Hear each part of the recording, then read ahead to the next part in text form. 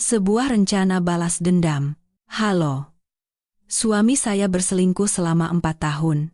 Ketika saya mengetahui fakta ini, ibu saya menyuruh saya untuk berpura-pura tidak tahu apa-apa. Sebulan kemudian, saya baru menyadari betapa mengerikannya nasihat ibu, karena itu adalah awal dari sebuah rencana yang menakutkan. Di akhir pekan itu, Jakarta terasa begitu panas dan menyesakkan. Orang-orang berbondong-bondong masuk ke mal untuk mencari kesejukan dari pendingin ruangan. Saya pun ada di antara kerumunan itu, tetapi bukan untuk berbelanja bagi diri saya sendiri. Sudah lama sekali saya lupa kebiasaan membeli gaun baru atau sebatang lipstik. Saya datang ke sini untuk membelikan kemeja baru untuk suami saya, Mas Bima. Belakangan ini, ia sering mengeluh. Pekerjaan di kantor sangat berat. Stresnya menumpuk. Ia bilang harus memperhatikan penampilan saat bertemu dengan klien-klien penting. Mendengar keluhannya, sudut hati saya yang sudah dingin setelah 2 tahun hidup layaknya orang asing, terasa semakin beku. Namun, saya tetap merasa harus menjalankan peran sebagai seorang istri. Pernikahan kami tidak selalu seperti ini. 4 tahun lalu, Mas Bima dan saya menikah di tengah restu kedua keluarga. Ia adalah pria yang sopan dan pandai bicara, selalu bisa membuat saya tertawa. Namun, 2 tahun lalu, ia mulai berubah. Hari-hari di mana kami makan malam bersama di rumah semakin jarang, sapaan mesra pun lenyap. Ia selalu berangkat pagi-pagi sekali dan pulang larut malam dengan alasan pekerjaan. Apa salah saya? Apakah memang begini jadinya pernikahan setelah waktu berlalu? Saya menyalahkan diri sendiri dan menderita dalam kebingungan. Saya mencoba memperbaiki hubungan kami dengan memasak makanan kesukaannya dan berdandan cantik di rumah. Tetapi yang saya dapatkan hanyalah sikap acuh tak acuh. Terkadang bahkan respons yang penuh kejengkelan. Saya pun perlahan-lahan lelah, dan rumah kami hanya diisi oleh keheningan yang menyesakan. Saya sedang melihat-lihat di sebuah toko pakaian pria, mencari kemeja yang pas dengan postur tubuh Mas Bima. Saat itulah, sebuah siluet yang familiar tertangkap mata saya. Di seberang, di toko pakaian hamil dan perlengkapan bayi, ada seorang pria. Ia mengenakan kemeja polo hijau yang saya setrika pagi tadi. Sosoknya yang gagah. Jantung saya serasa berhenti berdetak. Itu Mas Bima. Tidak salah lagi, ia tidak sendirian. Di sampingnya, seorang wanita muda dengan perut yang sudah membesar bersandar mesra. Mereka berpegangan tangan erat. Mas Bima sedang menempelkan sebuah gaun hamil berwarna merah muda ke tubuh wanita itu sambil tersenyum lembut. Dengan tatapan penuh cinta yang sudah begitu lama tidak pernah ia berikan kepada saya, pemandangan itu bagaikan pisau tajam yang menembus jantung saya. Segalanya di sekitar saya menjadi kabur. Suara riuh di mal terdengar sayup-sayup. Rasanya, yang saya dengar hanyalah suara jantung saya yang hancur berkeping-keping. Saya segera bersembunyi di balik sebuah tiang besar. Dan dengan tangan gemetar, saya mengeluarkan ponsel. Saya bahkan tidak tahu mengapa saya melakukannya. Mungkin ini adalah reaksi bawah sadar untuk merekam kenyataan pahit ini sebagai bukti. Saya menekan layar ponsel seperti orang gila, mengambil foto dan merekam video singkat. Ketika Mas Bima merangkul pinggang wanita itu dan membisikkan sesuatu, keduanya tertawa bahagia. Siapapun yang melihatnya akan mengira mereka adalah sebuah keluarga yang bahagia. Dan saya, istri sahnya, harus bersembunyi di sini seperti seorang pencuri. Mereka berjalan menuju kasir, dan saya menahan napas sambil terus mengawasi. Saat Mas Bima mengeluarkan kartu dari dompetnya dan memberikannya kepada petugas kasir, saya membeku. Itu adalah kartu keluarga yang terhubung dengan rekening bank saya. Ia selalu berkata bahwa untuk bisnis besar, gajinya harus digunakan untuk menjaga relasi, jadi biaya hidup keluarga sebaiknya menggunakan uang saya.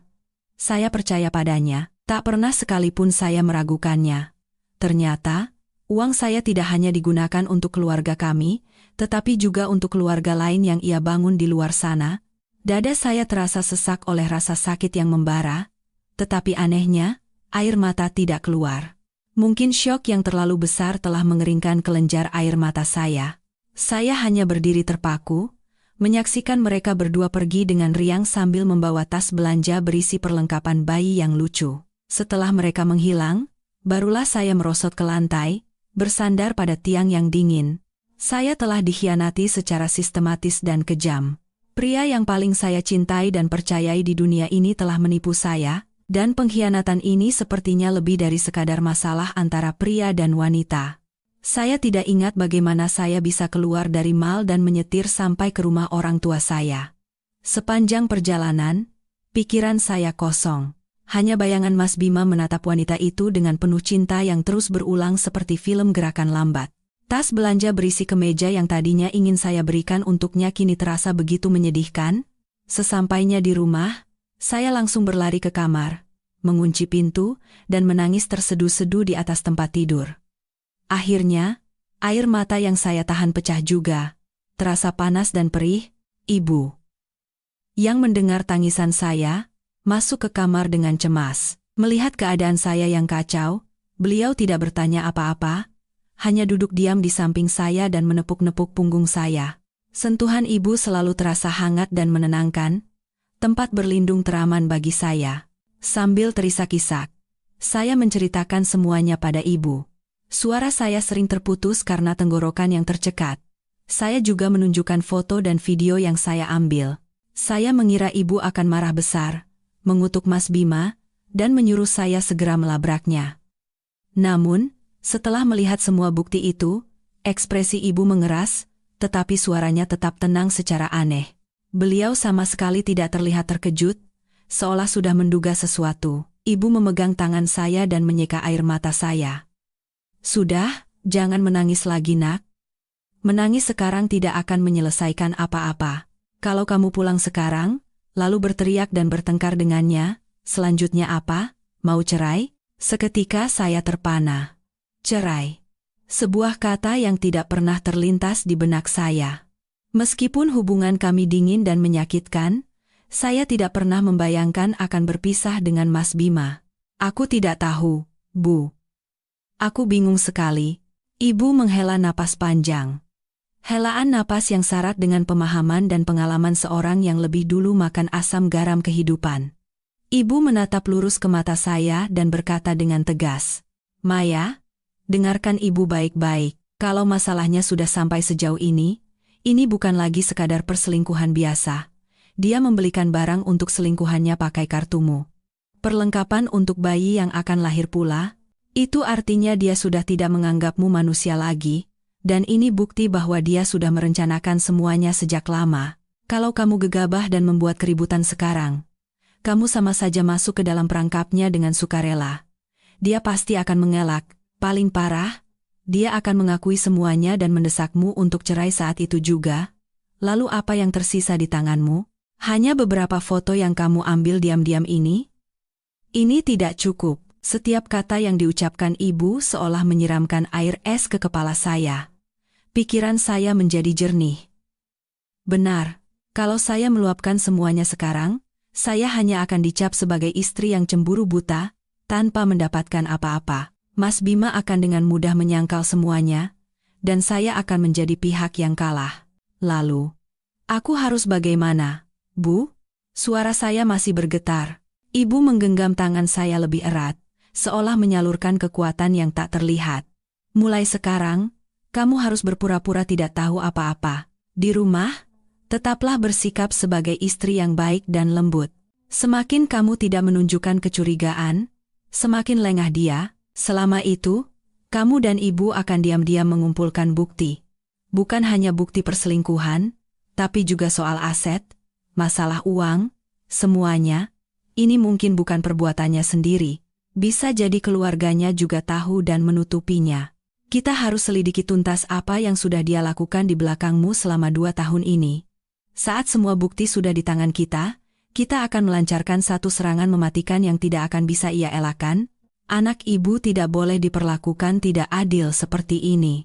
Rencana ibu terdengar menakutkan, tetapi di sisi lain juga memberikan harapan. Harus berpura-pura baik-baik saja, dan setiap hari berhadapan dengan pengkhianat adalah siksaan yang luar biasa. Tapi ibu benar. Sekarang bukan waktunya untuk menjadi lemah. Saya sudah terlalu lama dibohongi. Kini saatnya saya mencari keadilan untuk diri saya sendiri. Ini bukan hanya untuk saya, tetapi juga untuk orang tua saya dan semua pengorbanan yang telah keluarga kami berikan untuk pernikahan ini. Saya menyeka air mata, menarik napas dalam-dalam, dan memantapkan hati, saya menatap ibu dengan tatapan yang jauh lebih kuat. Baik, Bu, aku akan melakukan seperti yang ibu katakan. Aku bisa. Ibu mengangguk, dengan sorot mata yang bercampur antara puas dan kasihan. Beliau memeluk saya erat dan berkata, "Bagus, anak ibu harus kuat. Ada ibu di sini, mulai sekarang, ini adalah pertarungan kita berdua." Malam itu, saya kembali ke rumah yang pernah saya sebut sebagai surga. Mas Bima sudah pulang lebih dulu dan sedang menonton TV di ruang tamu. Melihat saya, ia hanya melirik sekilas dan bertanya acuh tak acuh, "Dari mana saja baru pulang?" "Tadi mampir sebentar ke rumah ibu." "Oh ya, aku juga sudah belikan kemeja baru untuk Mas." Saya memaksakan sebuah senyum dan menyerahkan tas belanja padanya. Mas Bima mengambilnya tanpa niat untuk membukanya, hanya berkata, "Oh, ya sudah." Lalu kembali menatap layar TV. Sikap acuh tak acuhnya, pada saat ini, justru menjadi sebuah kelegaan. Ia tidak menyadari sedikit pun perubahan di mata saya, atau betapa kakunya senyum saya. Malam itu, saya berbaring memunggunginya, berpura-pura sudah tidur lelap. Namun, dalam kegelapan, mata saya terbuka lebar. Perang yang sesungguhnya baru saja dimulai. Hari-hari berikutnya adalah periode terpanjang dan paling menyakitkan dalam hidup saya. Tinggal satu rumah, makan satu meja, dan tidur satu ranjang dengan seorang pengkhianat benar-benar seperti neraka. Setiap pagi, saya bangun lebih awal, menyiapkan sarapan, dan menyetrika pakaian kerjanya. Sore hari, saya menyambutnya pulang dan menyiapkan makan malam. Saya memerankan peran sebagai istri yang berbakti dengan sempurna tanpa satu keluhan pun. Saya selalu tersenyum, tetapi hati saya sudah membatu. Mas Bima tampaknya sama sekali tidak menyadari perubahan saya, atau mungkin, ia terlalu sibuk dengan kebahagiaan barunya, sehingga tidak punya waktu untuk peduli pada istrinya yang menyedihkan ini. Semakin sempurna akting saya, semakin lengah dirinya. Ia tetap berangkat pagi dan pulang larut, bersembunyi di kamar mandi untuk menelepon diam-diam, dan buru-buru menghapus pesan-pesan di ponselnya. Namun kini, semua tindak tanduknya tidak bisa lepas dari pengawasan saya. Atas saran ibu, saya memulai penyelidikan saya sendiri, dimulai dari masalah uang. Dulu, saya sepenuhnya mempercayai Mas Bima. Ia memberikan uang belanja bulanan, dan sisanya ia bilang untuk ditabung dan diinvestasikan. Saya tidak pernah bertanya tentang gaji atau bonusnya. Itulah kesalahan terbesar saya. Saya mulai memeriksa kembali semua riwayat transaksi bank di rekening gabungan kami dan rekening pribadi saya selama 2 tahun terakhir. Saya duduk di ruang kerja selama berjam-jam, membandingkan angka-angka, dan akhirnya menemukan sesuatu yang aneh. Sekitar setahun yang lalu, Mas Bima mendapat promosi, dan gajinya naik hampir 2 kali lipat. Saya tahu itu karena tidak sengaja mendengar ia pamer saat menelepon temannya. Namun, uang belanja bulanan yang ia berikan sama sekali tidak naik. Bahkan, dengan alasan kondisi perusahaan sedang sulit atau bonus dipotong, beberapa kali jumlahnya justru berkurang drastis. Lalu, kemana selisih uang itu pergi? Saya mencatat semua angka dan tanggal yang mencurigakan di buku catatan dengan teliti. Semakin saya menghitung, semakin merinding bulu kuduk saya. Uang yang hilang selama 2 tahun terakhir bukanlah jumlah yang sedikit. Cukup untuk membeli sebuah apartemen tipe studio. Selanjutnya, saya mencari cara untuk memeriksa ponselnya. Ini jauh lebih sulit. Mas Bima sangat berhati-hati dan ponselnya hampir tidak pernah lepas dari tangannya. Namun, kesempatan itu datang. Suatu malam, ia pergi mandi dan meninggalkan ponselnya di atas meja kerja. Jantung saya berdebar kencang. Saya bergegas mengunci pintu kamar dan mengambil ponselnya. Untungnya, ia tidak mengganti kata sandinya. Waktu saya tidak banyak, pesan WhatsApp pasti sudah dihapus. Jadi saya langsung menuju ke daftar kontak. Saya memeriksanya dari atas ke bawah, tetapi tidak ada nama wanita yang mencurigakan. Saat itulah, satu nama yang disimpan dengan aneh menarik perhatian saya, Bapak Tirtayasa, Mutiara Residence. Saya menekan tombol detail. Nomor itu tidak terdaftar di WhatsApp. Insting saya mengatakan ada yang tidak beres. Mengapa nama klien disimpan bersama dengan nama apartemen? Mutiara Residence adalah nama sebuah kompleks apartemen mewah yang baru dibangun di Jakarta Selatan. Saya segera memotret nomor itu dengan ponsel saya. Saya juga memeriksa riwayat panggilan dengan cepat. Nama Bapak Tirtayasa, Mutiara Residence muncul dengan frekuensi yang luar biasa. Ada hari di mana mereka menelepon lebih dari 10 kali, dan durasi panggilannya terkadang lebih dari 1 jam. Panggilan itu terutama terjadi pada jam makan siang atau larut malam. Tepat saat itu, suara air di kamar mandi berhenti. Saya terkejut, buru-buru menutup aplikasi kontak, menghapus jejak dari daftar aplikasi yang baru digunakan, dan meletakkan ponselnya kembali ke tempat semula. Beberapa detik kemudian, Mas Bima keluar. Jantung saya masih berdebar kencang, tetapi saya berpura-pura tidak terjadi apa-apa dan terus membaca buku. Malam itu, saya menelepon ibu dan memberitahukan penemuan baru saya. Ibu terdiam sejenak, lalu berkata, "Jangan gegabah menelepon nomor itu, simpan saja dulu. Dan soal Mutiara Residence, besok coba kamu pergi ke apartemen itu. Tapi harus sangat hati-hati, jangan sampai ketahuan." "Baik, Bu. Masalah uang juga. Terus kumpulkan buktinya. Cetak semua rekening koran dan tandai bagian yang aneh. Semuanya harus dalam bentuk dokumen agar nanti punya kekuatan di pengadilan." Setelah menutup telepon dari ibu, semangat saya kembali. Jalan di depan masih terjal, tetapi saya tidak lagi sendirian. Di samping saya, ada ibu yang menunjukkan langkah demi langkah yang harus saya ambil. Petunjuk pertama telah muncul, dan saya merasa berada di jalan yang benar. Tirai rahasia yang menyelimuti pengkhianatan, Mas Bima perlahan-lahan mulai tersingkap. Keesokan paginya, saya bilang pada Mas Bima akan ke rumah ibu seharian dan baru pulang malam. Ia sama sekali tidak peduli dan hanya mengangguk. Sikap acuh tak acuhnya justru mempermudah rencana saya. Setelah Mas Bima berangkat kerja, saya tidak langsung ke rumah ibu, melainkan mengemudikan mobil ke apartemen Mutiara Residence di Jakarta Selatan. Itu adalah kompleks yang baru, mewah, dan eksklusif. Keamanannya sangat ketat, sehingga orang luar tanpa kartu akses penghuni tidak bisa masuk dengan bebas. Saya memarkir mobil di sebuah kafe di seberang yang memungkinkan saya melihat gerbang utama apartemen dengan jelas. Saya memesan secangkir kopi, duduk di sudut, dan mulai menunggu. Waktu berjalan lambat. Saya sendiri tidak tahu apa yang saya tunggu.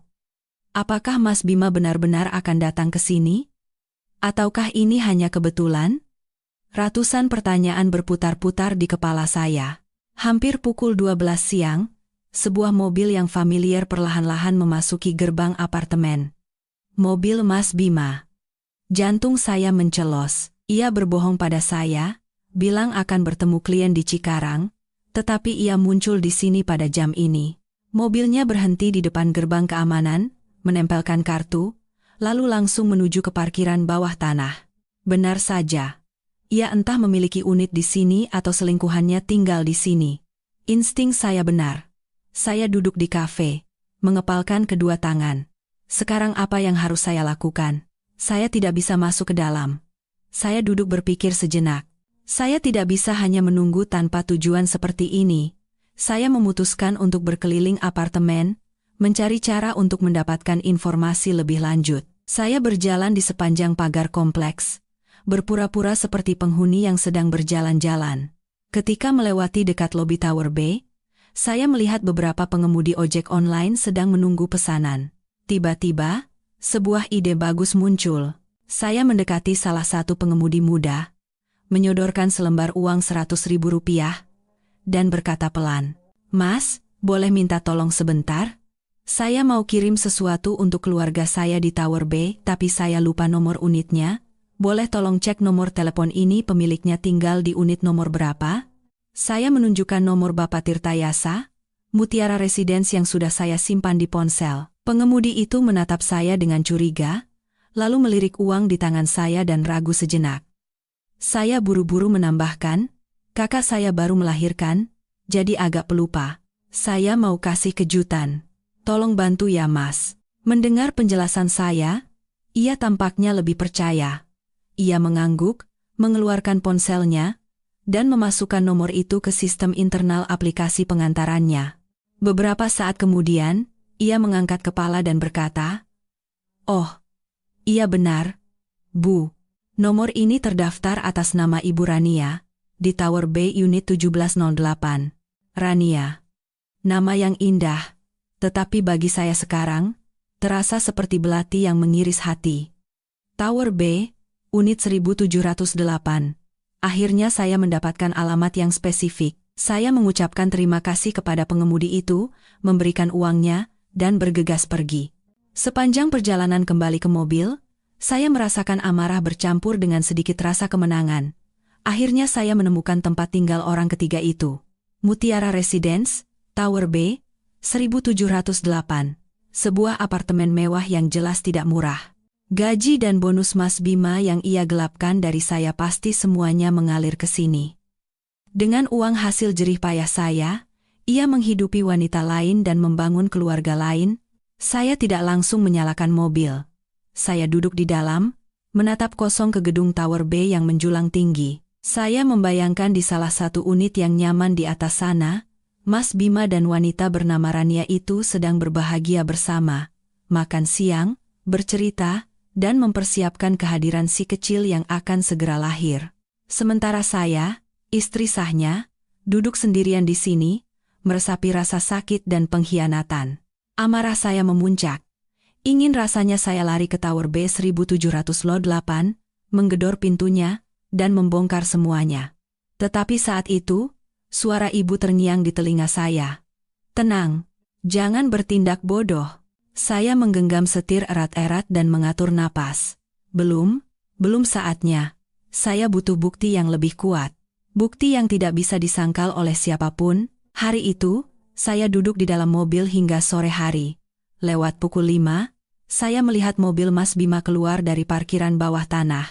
Ia pergi, mungkin pulang ke rumah, untuk kembali memerankan perannya sebagai suami teladan. Saya menunggu sejenak, lalu menyalakan mesin. Tetapi saya tidak pulang. Saya mengarahkan mobil ke sebuah kantor detektif swasta yang direkomendasikan oleh seorang teman. Saya tahu ada hal-hal yang tidak bisa saya lakukan sendiri. Saya butuh foto dan video Mas Bima dan wanita itu keluar masuk apartemen bersama. Saya butuh bukti nyata yang membuktikan hubungan mereka. Dalam perang ini, saya harus menang. Menang telak dan mutlak. Setelah menyewa detektif, hati saya sedikit lebih tenang.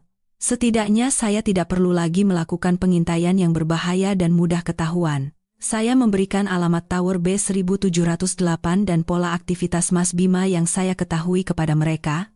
Sekarang, yang tersisa hanyalah menunggu. Sementara itu, saya terus memainkan peran saya. Tetap bersikap lembut dan perhatian pada Mas Bima. Saya bahkan mengajaknya nonton film di akhir pekan dengan alasan ingin memperbaiki hubungan kami. Tentu saja, Mas Bima menolak. Ia bilang harus pergi keluar kota untuk bertemu klien penting di akhir pekan. Saya hanya tersenyum dan berkata, "Kalau begitu hati-hati di jalan ya. Jaga kesehatan." Namun dalam hati, saya tahu persis siapa dan di mana klien pentingnya itu. Beberapa hari kemudian, saya menerima telepon dari Mbak Dewi, istri dari Pak Tono, rekan kerja sekaligus atasan langsung Mas Bima. Kami cukup akrab dan sesekali minum kopi atau berbelanja bersama. "Maya, akhir pekan ini ada waktu? Yuk, kita ke spa bareng sama yang lain. Wajahmu kelihatan agak kusam akhir-akhir ini." Saya menerimanya dengan senang hati. Saya juga butuh teman bicara untuk sedikit meringankan beban di hati. Kami sepakat bertemu di spa langganan kami pada hari Sabtu sore. Saat sedang menikmati pijatan yang menenangkan, Mbak Dewi tiba-tiba bertanya, Maya, aku mau nanya jujur nih, tapi jangan marah ya. Kalian berdua lagi ada masalah?" Saya terkejut, tetapi berusaha bersikap biasa saja. "Kenapa, Mbak?" "Nggak ada apa-apa kok." Mbak Dewi menatap saya dengan kasihan, lalu merendahkan suaranya. "Soalnya, aku beberapa kali lihat pas lagi makan bareng orang-orang kantor. Sikap Mas Bima itu agak aneh, kayak orang yang hidup sendiri gitu. Karyawan baru yang muda-muda suka godain dia, tapi dia nggak nolak sama sekali, malah kelihatan menikmati." Jantung saya berdebar kencang, tapi saya memaksakan tawa. "Ah, bercanda kali, Mbak. Mas Bima kan memang suka bercanda." Mbak Dewi tampak tidak percaya dan menghela napas. Ia ragu sejenak, lalu menceritakan sesuatu yang benar-benar mengejutkan. Ini aku dengar dari orang-orang di divisinya Mas Bima. Katanya, Mas Bima cerita ke semua orang kalau dia sudah cerai sama kamu 2 tahun yang lalu. Sekarang dia dikenal sebagai duda keren di kantor. Semua orang percaya. Lagi pula, selama 2 tahun ini kamu kan gak pernah datang ke acara kantor, dan dia selalu datang sendiri ke acara makan-makan atau gathering. Setiap kata dari Mbak Dewi bagaikan palu godam yang menghantam kepala saya. Cerai 2 tahun lalu. Duda keren. Di mata rekan-rekan kerjanya, saya sudah lama bukan lagi istrinya. Ia telah membangun sebuah sandiwara yang sempurna, sebuah jaring kebohongan yang rumit untuk menyembunyikan kehidupan gandanya. Ia tidak hanya menipu saya, tetapi juga semua orang di sekitarnya. Kini, rasa sakit di hati saya berubah menjadi amarah yang tak tertahankan. Ia telah menginjak-injak harga diri saya, meniadakan keberadaan saya, dan membuat pernikahan kami menjadi lelucon belaka. Selama 2 tahun saya di rumah, berjuang untuk keluarga dan mengkhawatirkannya, ia di luar sana sedang memainkan sandiwara yang sama sekali berbeda. Dalam sandiwara itu, ia adalah pria sukses, bebas, dan tanpa ikatan. Melihat wajah saya pucat pasi, Mbak Dewi memegang tangan saya dengan cemas. Maya, kamu nggak apa-apa? Mungkin orang-orang salah dengar. Saya menggelengkan kepala dan memaksakan senyum. Nggak apa-apa, Mbak, mungkin ada salah paham. Nanti aku coba tanya Mas Bima di rumah. Tapi saya tahu, itu bukan salah paham. Semuanya adalah kebenaran telanjang yang kejam, sikapnya yang dingin, perjalanan dinasnya yang mendadak, ketidakpeduliannya pada keluarga, semuanya kini masuk akal. Karena di dalam hatinya, keluarga ini memang sudah tidak ada lagi. Setelah dari spa, saya tidak langsung pulang. Saya berkeliling di jalanan kota yang ramai tanpa tujuan. Saya pikir saya sudah siap menghadapi yang terburuk, tetapi kebenaran ini menghancurkan saya. Ia bukan hanya berselingkuh. Ia ingin menghapus keberadaan saya sepenuhnya dari hidupnya. Malam itu, ketika Mas Bima pulang, saya menatapnya dengan pandangan yang berbeda. Pria yang duduk di hadapan saya, orang yang pernah saya cintai, suami saya. Tetapi ia terasa begitu asing, seperti orang yang baru pertama kali saya temui. Siapa dia? Berapa banyak kehidupan lain yang ia jalani tanpa sepengetahuan saya? Saya tidak bertanya tentang apa yang dikatakan Mbak Dewi. Saya tahu percuma. Ia hanya akan menyangkal dan membuat alasan lain. Saya hanya mengamati dalam diam, setiap gerak-geriknya, setiap kata-katanya, dan saya sadar. Semuanya bohong. Senyumnya, perhatian palsunya, semuanya adalah bagian dari sandiwara yang ia ciptakan. Malam itu, saya menerima email pertama dari kantor detektif. Email itu berisi foto-foto yang sangat jelas. Mas Bima dan selingkuhannya, Rania, bergandengan tangan mesra memasuki lobi apartemen Mutiara Residence. Mas Bima membawa tas-tas belanjaan besar sementara Rania menggelayut manja di lengannya. Foto mereka berbelanja di supermarket dan makan malam di restoran mewah. Mereka tampak begitu bahagia, seperti pasangan pengantin baru. Saya melihat setiap foto. Jantung saya tidak lagi terasa sakit, yang tersisa hanyalah kehampaan dan kebencian. Jaring kebohongannya akan saya robek-robek dengan tangan saya sendiri. Semakin dalam penyelidikan, saya semakin sadar bahwa pengkhianatan Mas Bima jauh melampaui masalah emosional. Ini seperti gunung es raksasa. Bagian yang terendam di bawah air jauh lebih besar dan menakutkan. Setelah mengetahui fakta mengejutkan bahwa Mas Bima mengaku telah bercerai kepada rekan-rekannya, saya mulai merasakan firasat buruk yang samar tentang rumah yang kami tinggali. Rumah ini kami beli dengan usaha kami berdua, tetapi sebagian besar uang muka pinjamannya dibantu oleh orang tua saya. Saat itu, orang tua saya, yang ingin putri mereka tinggal di tempat yang layak, memberikan sejumlah besar uang dan berkata, "Ini hadiah pernikahan terakhir untukmu, Nak." Mas Bima saat itu selalu berkata akan mengingat kebaikan mertuanya seumur hidup. Mengingatnya sekarang, kata-kata itu terasa begitu pahit. Suatu sore, dengan dalih merapikan ruang kerja, saya mulai menggeledah berbagai macam dokumen. Saya beralasan pada Mas Bima bahwa saya perlu mencari polis asuransi yang lama. Ia mengizinkannya tanpa curiga. Jantung saya berdebar saat membuka laci tempat kami menyimpan sertifikat rumah dan dokumen terkait, surat perjanjian jual beli, dokumen pinjaman bank, semuanya tersimpan rapi di dalam sebuah map kulit berwarna coklat. Saya dengan hati-hati mengeluarkan sertifikat hak milik, SHM, rumah kami. Saya masih ingat dengan jelas hari ketika kami berdua memegang dokumen ini dengan gembira. Saat itu, ini adalah simbol surga kami. Masa depan kami. Saya membukanya lembar demi lembar, membaca setiap kata dengan teliti, dan jantung saya serasa berhenti. Di halaman kedua, di bagian yang mencantumkan nama pemilik, di samping nama saya dan Mas Bima, ada 2 nama lagi. Nama ayah mertua dan ibu mertua saya. 4 nama tertulis dengan jelas, dengan stempel merah dari kantor pertanahan. Darah saya seolah membeku. Bagaimana ini bisa terjadi? Mengapa nama mertua saya ada di sini? Hak apa yang mereka miliki atas rumah ini? Saya terduduk lemas di kursi, pikiran saya kacau. Sekuat apapun saya mencoba mengingat, saya tidak pernah merasa menandatangani dokumen seperti ini. Baik Mas Bima maupun mertua saya tidak pernah mengatakan apapun tentang menambahkan nama mereka di SHM. Lalu, dari mana kedua nama ini muncul? Rasa mual naik ke tenggorokan. Ini bukan lagi pengkhianatan Mas Bima seorang. Ini adalah konspirasi yang direncanakan dengan rapi oleh seluruh keluarganya. Mereka telah memperlakukan saya seperti orang bodoh, orang asing di rumah saya sendiri. Mereka diam-diam telah mengubah aset bersama kami, yang juga berisi jerih payah orang tua saya, menjadi aset bersama seluruh keluarga mereka. Dengan tangan gemetar, saya memotret halaman SHM yang berisi 4 nama itu dan langsung mengirimkannya kepada ibu. Beberapa menit kemudian, telepon dari ibu berdering.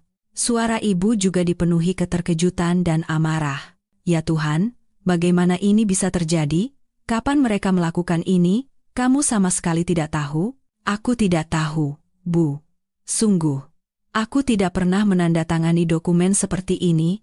Saya terisak. Ibu terdiam sejenak, menenangkan diri, lalu berkata dengan suara sekeras baja, "Maya, tenang dan dengarkan ibu. Pasti si Bima itu menipumu, menyelipkan dokumen itu di antara surat-surat lain agar kamu menandatanganinya. Mungkin dia menumpuknya dengan dokumen lain agar kamu tidak sempat memeriksa dengan teliti, benar-benar manusia biadab.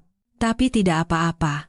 Sembunyikan SHM itu baik-baik dan jangan sampai ketahuan kalau kamu sudah tahu. Sisanya serahkan pada ibu. Ibu punya kenalan yang dulu bekerja di BPN. Ibu akan minta tolong padanya untuk memeriksa semua dokumen asli rumah ini. Kita harus cari tahu apakah mereka memalsukan tanda tanganmu atau menggunakan trik lain." Kata-kata ibu bagaikan obat penenang bagi saya. Benar. Saya tidak boleh hancur sekarang. Saya harus mengungkap kebenaran. Pengkhianatan ini sudah keterlaluan. Sekarang mereka menyentuh keluarga saya, cinta dan kerja keras yang diberikan orang tua saya. Mereka tidak hanya mencoba merebut suami saya, tetapi juga rumah saya. Saya tidak akan pernah membiarkan mereka berhasil. Malam itu, Mas Bima pulang dengan wajah tanpa dosa, seolah tidak terjadi apa-apa. Ia bertanya apakah saya sudah menemukan polis asuransi. Saya tersenyum dingin dan menjawab, "Sudah, Mas, aku simpan baik-baik." Saya menatap matanya dalam-dalam, mencoba mencari jejak pria yang pernah saya cintai. Tapi tidak ada. Yang tersisa hanyalah kebohongan dan perhitungan. Dia dan keluarganya, mereka telah menenun jaring raksasa untuk menjerat saya dan merampas segalanya. Tapi mereka salah. Mangsa yang mereka anggap lemah ini tidak akan menyerah begitu saja. Guncangan dari kasus sertifikat rumah belum reda, serangan baru datang secara langsung. Suatu malam, ketika saya sedang memeriksa kembali bukti-bukti yang telah saya kumpulkan, sebuah permintaan pertemanan masuk di WhatsApp dari nomor tak dikenal. Nama akunnya Mentari dan foto profilnya adalah bunga matahari. Biasanya saya tidak menerima permintaan dari orang asing, tetapi sesuatu mendorong saya untuk melihat profilnya. Jantung saya kembali berhenti. Profil Mentari dipenuhi dengan foto-foto seorang wanita hamil yang tampak sangat bahagia. Dan wanita itu tidak lain adalah selingkuhan suami saya, Rania. Foto di balkon apartemen Mutiara Residence dengan latar belakang pemandangan malam kota. Foto di dalam mobil Mas Bima, memeluk perutnya dengan senyum puas. Dan yang paling menyakitkan adalah foto bersama Mas Bima. Ia menyandarkan kepalanya di bahu Mas Bima, dan keduanya tersenyum cerah ke arah kamera. Di bawah foto itu, ada tulisan, "Sayangku, semoga kamu lahir sehat seperti Papa ya. Mama sayang sekali sama kamu." Darah saya mendidih. Ini adalah provokasi yang terang-terangan dan vulgar. Ia sengaja menunjukkan semua ini kepada saya. Sebelum saya memutuskan untuk menerima atau menolak permintaan pertemanannya, sebuah pesan masuk. "Halo, Mbak Maya. Aku Rania." Saya menatap tajam tulisan di layar. Beraninya dia mengirim pesan langsung kepada saya. Sesuai nasihat ibu, saya menarik napas dalam-dalam, berusaha menjaga ketenangan. Saya tidak membalas, hanya membacanya. Beberapa detik kemudian, pesan berikutnya datang. "Mbak pasti sudah tahu kan tentang aku dan Mas Bima. Aku nggak mau sembunyi-sembunyi dari Mbak. Kami benar-benar saling mencintai." Mas Bima bilang, perasaannya ke Mbak sudah lama hilang. Dia cuma belum menemukan waktu yang tepat untuk bicara. Saya menggenggam ponsel begitu erat hingga urat-urat di tangan saya menonjol.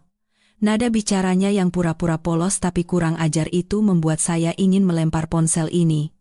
Tapi saya tidak melakukannya. Saya tahu ini juga adalah bukti. Saya mengambil tangkapan layar semua pesan itu.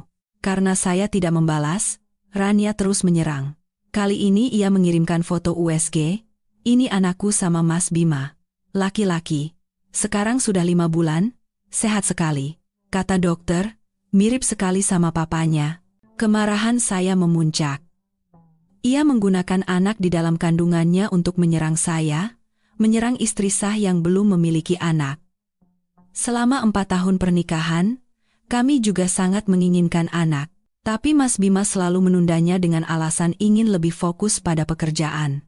Ternyata, bukan ia tidak ingin anak, tetapi ia tidak ingin anak dari saya. Selama beberapa hari berikutnya, Rania terus meneror saya dengan pesan dan foto. Foto Mas Bima memasak untuknya. Video Mas Bima mengelus-elus perutnya dan berbicara pada si bayi. Ia pamer tentang betapa mahalnya hadiah yang diberikan Mas Bima, betapa bahagianya masa depan yang mereka rencanakan. Tujuannya sangat jelas.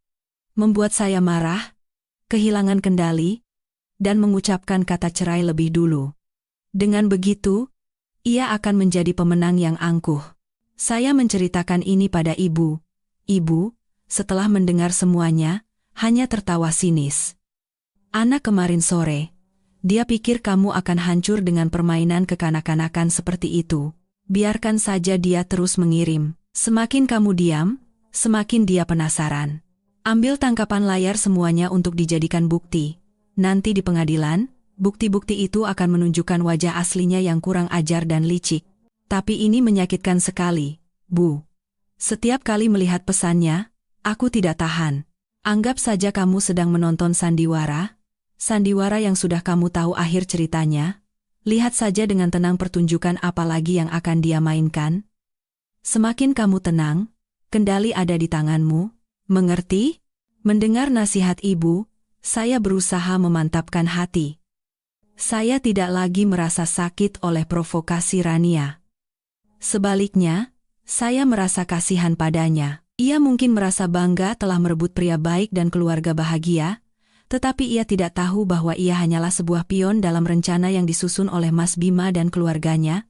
Pria yang bisa begitu kejam pada istri yang telah menemaninya selama 4 tahun, suatu saat nanti bisa melakukan hal yang sama padanya.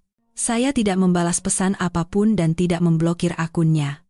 Saya hanya mengumpulkan bukti, satu persatu, seperti penonton yang diam, menunggu serangan balasan terakhir. Saya pikir kekuranggajaran Rania hanya akan berhenti pada pamer kemesraan dan kehamilan, tapi saya salah. Suatu hari, ia mengirim pesan yang benar-benar keterlaluan. "Aku dengar dari Mas Bima, waktu menikah dulu, orang tua Mbak kasih hadiah gelang emas murni dengan ukiran motif Cirebon ya? Pasti cantik sekali. Aku juga suka model seperti itu. Nanti kalau kami menikah, aku mau minta Mas Bima buatkan yang sama." Saya membaca pesan itu berulang kali. Firasat buruk mulai merayap. Gelang ukir itu adalah warisan berharga dari ibu. Saat hari pernikahan, ibu memasangkannya di pergelangan tangan saya dan berpesan untuk menjaganya baik-baik. Nilainya lebih dari sekadar materi, Itu adalah simbol restu keluarga. Selain saya, Mas Bima, dan orang tua saya, tidak ada yang tahu tentang gelang itu. Kenapa Mas Bima menceritakan hal sepribadi itu pada selingkuhannya? Dan kenapa dia mengungkitnya sekarang? Firasat buruk saya semakin kuat. Saya bergegas ke kamar tidur. Di sana, ada brankas tempat kami menyimpan dokumen penting dan barang berharga. Kuncinya ada 2, satu saya pegang, satu lagi dipegang Mas Bima. Dengan tangan gemetar, saya memasukkan kunci dan memutar kombinasi nomor. Pintu baja yang berat itu terbuka. Di dalamnya kosong. Gelang ukir yang tersimpan di dalam kotak bludru merah telah hilang. Map berisi SHM asli juga tidak ada di tempatnya. Yang tersisa hanyalah beberapa buku tabungan atas nama saya dan sedikit uang tunai. Seluruh kekuatan saya seolah lenyap. Saya terduduk di lantai. Mereka telah mengambilnya. Mas Bima sendiri yang telah membuka brankas dan mencuri hadiah pernikahan paling berharga milik saya, termasuk sertifikat rumah. Ia telah mengambil segalanya. Ia bukan hanya mengkhianati perasaan dan menipu uang, ia adalah seorang pencuri. Pencuri di rumah saya sendiri. Air mata mengalir deras tak terbendung. Ini bukan lagi kesedihan seorang istri yang dikhianati. Ini adalah luka mendalam ketika kepercayaan dihancurkan dengan cara paling kejam. Saya pikir, meskipun perasaannya telah berubah, setidaknya masih ada sedikit rasa hormat di antara kami, tapi tidak. Tindakannya membuktikan bahwa di matanya, saya bukan apa-apa, semua kenangan dan kebaikan telah ia buang begitu saja. Saya menelepon ibu. Suara saya tercekat oleh tangisan. Ibu. Setelah mendengar semuanya, terdiam lama. Dari suara napasnya yang berat di seberang telepon, saya bisa merasakan amarahnya yang mendidih. Bagus sekali. Sampah-sampah itu akhirnya menunjukkan wujud aslinya. Mereka tidak hanya ingin kamu pergi dengan tangan kosong. Mereka ingin merampokmu. Lalu, tiba-tiba ibu menjadi tenang. Suaranya menjadi dingin dan tegas. Maya, berhenti menangis. Air mata tidak ada gunanya sekarang. Dengarkan ibu baik-baik. Fakta bahwa mereka mengambil SHM dan gelang itu artinya mereka baru saja menggantungkan tali di leher mereka sendiri. Kamu, berpura-pura tidak tahu apa-apa. Jangan sampai mereka tahu kamu sudah sadar.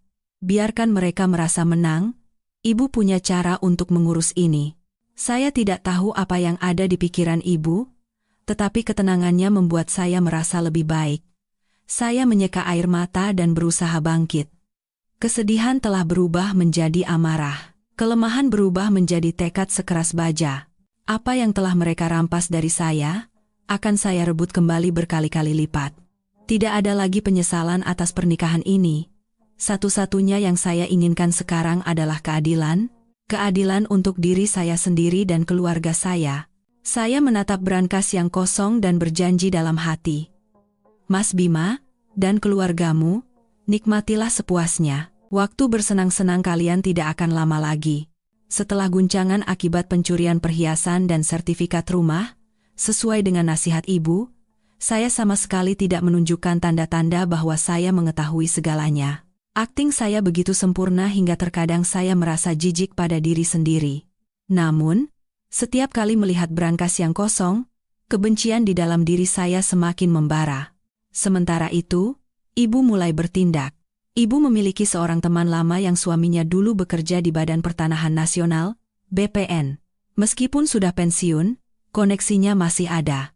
Ibu menemuinya dan menjelaskan situasi secara tersamar. Beliau hanya mengatakan bahwa ada ketidakjelasan dalam sertifikat rumah putrinya dan ingin memastikan apakah ada kesalahan. Beberapa hari kemudian, teman ibu menelepon. Informasi yang ia sampaikan mengkonfirmasi kecurigaan terburuk kami. Sudah saya cek, Mbak. Benar nama mertua putrimu ditambahkan di SHM rumahnya. Dokumennya masuk hampir setahun yang lalu. Ibu menahan amarahnya dan bertanya, lalu, apakah di dokumen itu ada tanda tangan putri dan menantu saya, Pak? Hening sejenak di seberang telepon, lalu terdengar jawaban, tentu saja. Sesuai aturan, untuk mengubah kepemilikan aset bersama suami istri, keduanya harus hadir di kantor notaris untuk menandatangani. Di dokumen yang tersimpan, terlampir akta notaris yang sudah ditandatangani oleh Maya dan suaminya, Bima. Mendengar itu, ibu memahami segalanya. Setelah berterima kasih pada temannya dan menutup telepon, wajah ibu mengeras. Malam itu, ketika saya mampir ke rumah, ibu membawa saya ke kamar dan menceritakan semuanya. Sesuai dugaan ibu, si Bima itu menipumu untuk menandatangani dokumen, kata ibu dengan tegas. Saya mencoba mengingat. Hampir setahun yang lalu, apa ada kejadian khusus? Saya mengerutkan kening, berpikir keras. Lalu, sebuah ingatan samar muncul. Bu, aku ingat. Sekitar waktu itu, Mas Bima memberiku setumpuk tebal dokumen untuk ditandatangani. Katanya itu dokumen untuk pinjaman khusus karyawan di perusahaannya, untuk investasi di proyek internal. Prosedurnya rumit jadi banyak yang harus ditandatangani. Dia sudah menandai semua bagian yang perlu aku tandatangani. Waktu itu aku tidak curiga sama sekali. Karena sibuk bersiap-siap ke kantor, aku tidak membacanya dengan teliti dan langsung tanda tangan saja. Ibu memukul meja. Ya Tuhan, itu dia. Dia menyelipkan surat persetujuan penambahan nama mertuanya di antara tumpukan dokumen pinjaman itu untuk menipumu. Benar-benar iblis. Dia dan keluarganya sudah merencanakan semuanya sejak lama. Kebenaran terungkap. Selain marah, saya juga menyalahkan diri sendiri karena begitu bodoh dan mudah percaya. Saya telah menandatangani dokumen yang menjual aset saya sendiri tanpa sadar. Konspirasi mereka begitu jahat dan rapi. Mereka menggunakan kepercayaan saya untuk menusuk saya dari belakang. Lalu bagaimana sekarang, Bu? Tanda tangannya kan asli punyaku. Bagaimana aku bisa menyangkalnya? Tanya saya cemas. Ibu menatap saya dengan tajam. Tanda tangannya memang asli, tapi tujuan penandatanganannya didasari oleh penipuan. Ini jelas-jelas penipuan dan penggelapan aset. Jangan khawatir, kita tidak akan membongkarnya sekarang. Biarkan mereka percaya kalau rencana mereka berhasil sempurna. Selama itu, kita akan kumpulkan lebih banyak bukti tentang bagaimana kamu ditipu untuk menandatanganinya. Apa kamu ingat siapa lagi yang ada di sana saat itu? Atau ada pesan atau email yang dia kirim tentang pinjaman khusus itu? Saya menggeleng. Waktu itu hanya kami berdua di rumah, dan pembicaraan penting hampir selalu lisan. Bukan lewat pesan, ibu berpikir sejenak. Tidak apa-apa. Kalau tidak ada bukti langsung, kita cari bukti tidak langsung. Serahkan itu pada ibu. Yang harus kamu lakukan sekarang adalah bersikap sangat tenang, berpura-pura lebih lemah dan naif. Dengan begitu, mereka akan semakin lengah dan menunjukkan lebih banyak celah. Saat meninggalkan rumah ibu, hati saya terasa berat, tetapi di sisi lain juga menjadi jelas. Konspirasi mertua saya telah terungkap. Saya bukan lagi korban yang gemetar dalam ketidakpastian. Saya tahu persis siapa musuh saya dan apa tujuan mereka. Mereka menginginkan segalanya, dan saya tidak akan memberikan apapun kepada mereka. Pertarungan ini bukan lagi sekadar untuk merebut kembali harta, tetapi untuk merebut kembali harga diri dan keadilan yang telah mereka injak-injak. Keluarga Mas Bima sepertinya sama sekali tidak tahu bahwa konspirasi mereka untuk merebut rumah telah kami ketahui. Mereka percaya semuanya berjalan sesuai rencana sempurna mereka dan tetap tenang. Mungkin karena saya tetap diam dan patuh. Mas Bima mulai memasang perangkap baru. Kali ini, perangkap yang jauh lebih besar, menargetkan tabungan pribadi saya. Belakangan ini, sikap Mas Bima tiba-tiba berubah. Ia tidak lagi dingin dan acuh tak acuh, melainkan menjadi sangat manis dan perhatian. Ia pulang lebih awal, sesekali membawakan bunga, bahkan membantu pekerjaan rumah. Ia membicarakan kenangan masa pacaran kami dan masa depan yang pernah kami rencanakan bersama. Aktingnya begitu sempurna. Jika saya tidak tahu wujud aslinya, mungkin saya akan luluh dan percaya bahwa ia benar-benar menyesal. Tapi saya tidak. Perubahan mendadak ini justru membuat saya semakin waspada. Di balik manisnya ini, pasti ada konspirasi yang lebih pahit. Dan dugaan saya tidak meleset. Suatu malam setelah makan malam, Mas Bima membuatkan saya secangkir teh melati, duduk di samping saya, dan berkata dengan wajah bersemangat, "Sayang, ada yang mau aku bicarakan sama kamu." "Ada apa, Mas?" tanya saya pura-pura penasaran. Ia merendahkan suaranya dengan ekspresi rahasia. "Perusahaanku sedang ada proyek properti besar di Bali, dan mereka membuka penggalangan dana internal. Ini kesempatan khusus untuk level manajer ke atas, Jadi orang luar sama sekali tidak tahu. Keuntungannya dijamin minimal 30% per tahun. Investasi yang sangat aman. Saya menyesap teh sambil tertawa dalam hati. Lagi-lagi modus investasi internal. Tapi saya tetap berpura-pura tertarik. Wah, benarkah? Keuntungannya setinggi itu? Tapi apa tidak berisiko? Tenang saja. Proyek ini sudah disetujui oleh petinggi, dan dokumen hukumnya sempurna. Aku sudah cek semuanya. Ini pasti berhasil. Aku berencana memasukkan semua tabunganku ke sini, tapi masih kurang sedikit. Ia berhenti bicara dan menatap saya dengan tatapan penuh arti. Saya tahu, puncak sandiwaranya akan dimulai. Kurang berapa, Mas? Aku sudah hitung, kalau ada tambahan sekitar 1 miliar rupiah lagi, porsi investasi kita akan sangat bagus. Bisa dapat keuntungan maksimal. Aku ingat kamu punya rekening tabungan dengan jumlah segitu kan?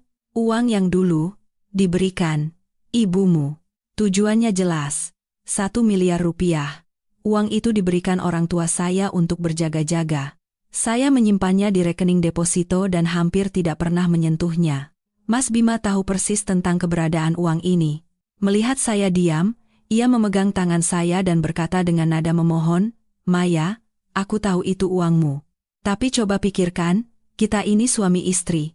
Uangmu uangku juga, uangku uangmu juga. Kita investasi bersama, nanti kalau untung, kita nikmati bersama.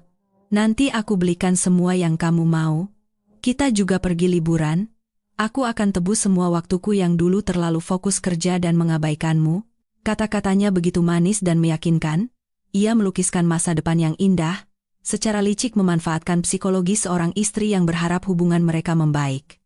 Jika ini terjadi beberapa bulan yang lalu, mungkin saya akan memberikan semua uang itu kepadanya tanpa ragu.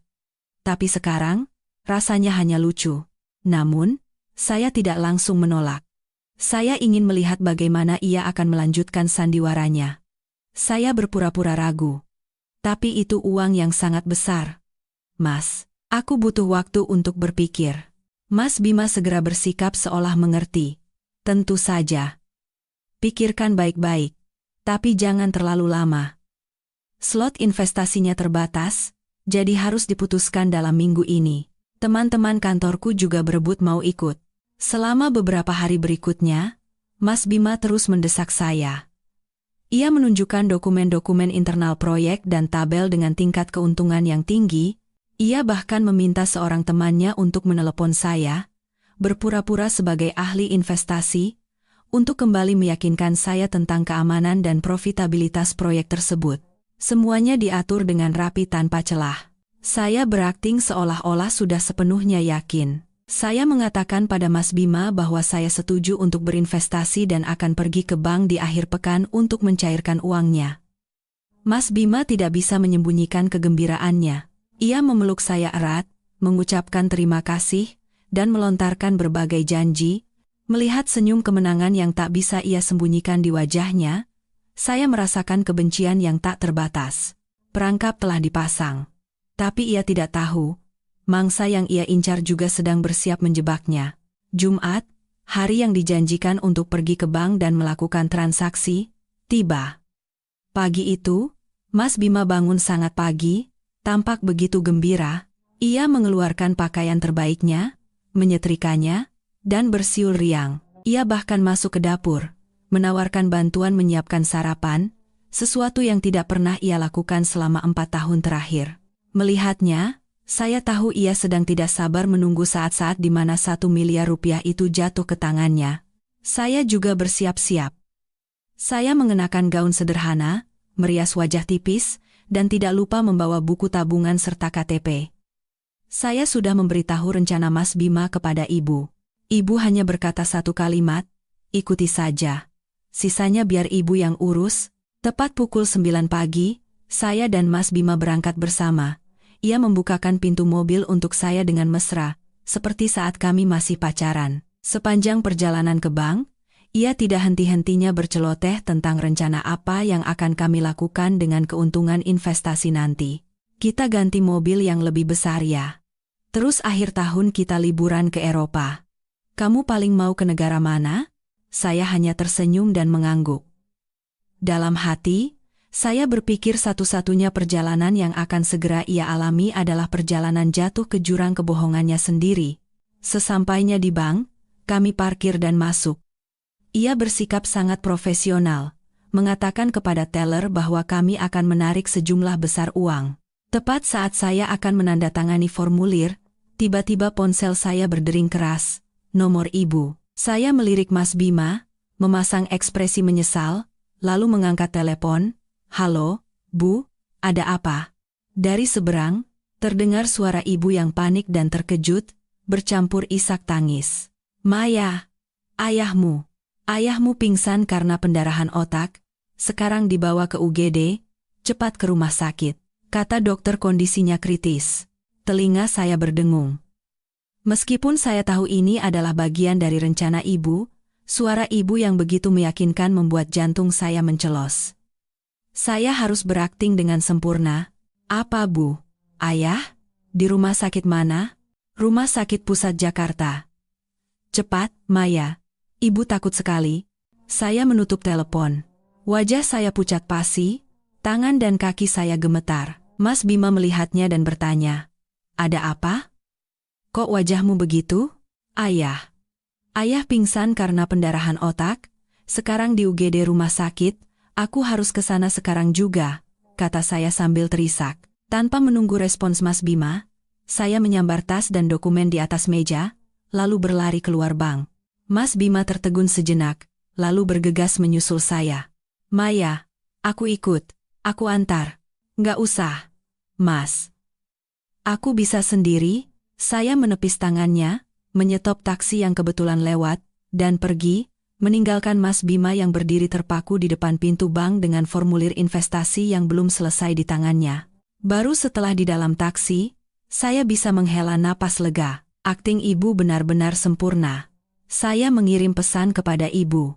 Sudah berangkat. Beberapa detik kemudian, balasan dari ibu datang. Bagus. Langsung ke UGD rumah sakit. Ibu tunggu di sana. Sesampainya di rumah sakit, ibu benar-benar sedang duduk di kursi tunggu depan UGD dengan wajah cemas. Melihat saya, ibu langsung menarik saya ke sudut. Bagaimana? Bima tidak curiga kan? Sama sekali tidak, Bu. Akting ibu begitu meyakinkan, aku sendiri sampai kaget. Ibu menghela napas lega. Harus begitu supaya dia percaya. Sekarang dengarkan ibu baik-baik. Kamu langsung pergi ke pusat medical check-up. Bilang kamu pusing dan sakit kepala hebat. Minta dokter periksa tekanan darah dan tes sederhana. Tetap di rumah sakit sampai sore. Nanti ibu akan telepon Bima, bilang ayah sudah lewat masa kritis, tapi kamu syok sampai pingsan dan harus dirawat untuk observasi. Dengan begitu, dia tidak akan curiga lagi. Lalu uangnya bagaimana, Bu? Buku tabungannya berikan ke ibu. Ibu akan langsung ke bank sekarang, ambil semua uangnya dan pindahkan ke rekening lain yang aman. Ini tidak bisa ditunda. Saya mengangguk dan memberikan buku tabungan kepada ibu. Melihat punggung ibu yang bergegas pergi, hati saya terasa pilu. Saya merasa bersalah karena ibu harus bersusah payah merencanakan semua ini demi saya. Saya berjanji pada diri sendiri, untuk membalas kebaikan ibu dan untuk segera mengakhiri sandiwara busuk ini, saya harus menjadi lebih kuat. Rencana penipuan 1 miliar rupiah Mas Bima gagal total. Ia tidak hanya gagal mendapatkan uang, tetapi juga menanamkan kecurigaan yang lebih besar pada saya dan menambahkan bukti baru atas tindakan penipuannya. Setelah kegagalan rencana investasi ayah, Mas Bima tampak sangat kecewa dan kesal. Ia tidak lagi melanjutkan akting manis dan perhatiannya, kembali menjadi dingin dan acuh tak acuh seperti sebelumnya. Ia terus menanyakan soal 1 miliar rupiah itu, menuduh saya telah menyia-nyiakan keberuntungan besar bagi keluarga kami. Saya hanya beralasan bahwa dengan kondisi ayah yang sakit, saya tidak punya waktu untuk memikirkan masalah uang dan harus fokus merawat ayah. Selain itu, biaya rumah sakit dan obat-obatan tidak sedikit, jadi uang itu harus saya simpan sebagai dana darurat. Mendengar itu, Mas Bima hanya bisa marah-marah dan pergi. Ia sama sekali tidak tahu bahwa seluruh uang itu sudah aman dipindahkan ke rekening lain atas nama ibu. Rencananya yang gagal sepertinya membuat Mas Bima benar-benar kehilangan kesabaran. Frekuensi kepulangannya ke rumah semakin berkurang. Terkadang, Saya tidak melihat wajahnya selama 3 hari. Ia bilang sedang dinas keluar kota, tetapi saya tahu ia sedang bersama wanita itu di apartemen Mutiara Residence. Suatu minggu sore, dalam perjalanan pulang dari rumah orang tua, saya merasakan dorongan aneh. Apa yang sedang mereka lakukan sekarang setelah gagal merampas uang saya? Apakah mereka sedang merencanakan konspirasi lain? Saya mengarahkan mobil ke apartemen Mutiara Residence. Kali ini, saya tidak ke kafe di seberang. Saya memarkir mobil di gang yang agak jauh dan berjalan kaki mendekati apartemen. Bukan untuk memastikan apakah Mas Bima ada di sana. Saya hanya berpikir, mungkin dengan berkeliling, saya bisa menemukan sesuatu secara kebetulan. Ketika melewati sebuah kafe kue mewah di area komersial tepat di bawah Tower B, sebuah pemandangan yang familiar menarik perhatian saya. Di balik jendela kaca yang besar, saya melihat Mas Bima. Ia tidak hanya bersama Rania, tetapi juga bersama ayah dan ibu mertua saya. Keempatnya duduk mengelilingi sebuah meja bundar dalam suasana yang sangat harmonis dan ceria. Ibu mertua saya sedang mengupaskan apel dan menyuapkannya ke mulut Rania. Ayah mertua saya tertawa sambil bercakap-cakap dengan Mas Bima. Dan Mas Bima duduk di samping Rania, satu tangannya diletakkan di atas perut buncit Rania, sementara tangan lainnya sesekali dengan lembut menyibakkan rambut yang jatuh di dahi Rania. Mereka benar-benar tampak seperti sebuah keluarga yang sempurna. Keluarga yang bahagia dan utuh, sedang menantikan kelahiran anggota baru. Saya berdiri membeku di luar, hanya dipisahkan oleh selembar kaca. Semua suara di sekitar saya lenyap. Suara mobil, suara orang-orang, tidak terdengar. Yang saya lihat hanyalah pemandangan itu. Pemandangan yang begitu indah, namun begitu kejam. Ternyata, semua yang saya curigai adalah benar.